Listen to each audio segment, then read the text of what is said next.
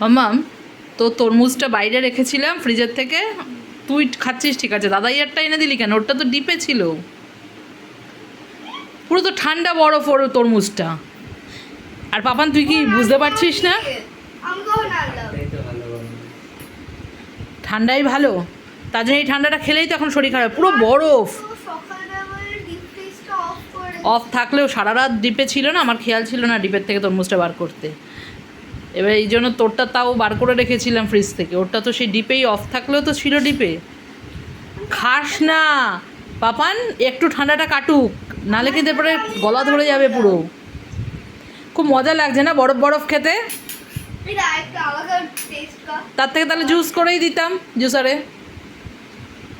হ্যাঁ, জুসারে জুস করলে ওটাই ভালো হতো। নামাতাম তো কি হয়েছে, এখন তো হাতে হাতে জুস করি বলে ওই ইয়েটাতে, এই জন্য আর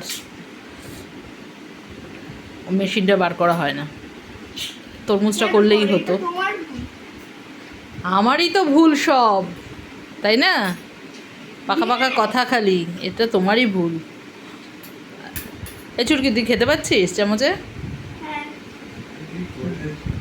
তাই তো দেখছি, দানাগুলো বার করে খেতে পাচ্ছিস? মোটেও পারছো না, কিন্তু খেতে পারছো না মা, তুমি পুরো ঘেটে দিচ্ছ।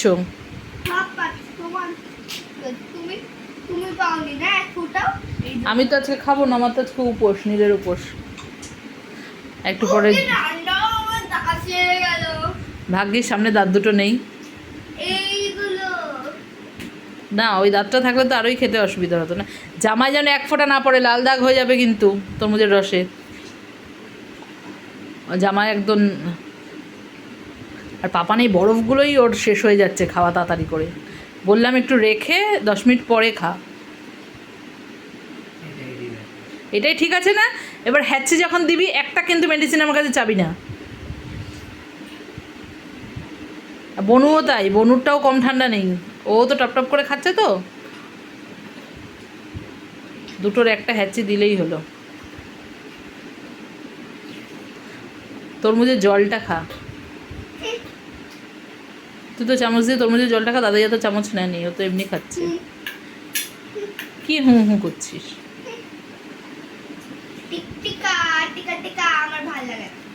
বোকা বোকা মেয়ে। আমি সবে স্নান করে আসলাম, এখন সিঁদুর টিঁদুর পরে জল ঢালতে যাব, সারাদিনের সব কাজকর্ম সেরে। কি যেটার ভয় সেটাই হলো। জামাই পড়েছে তো জানতাম তো যে পড়বেই, না ফেলে তুই পারবি নাকি? ছাড়।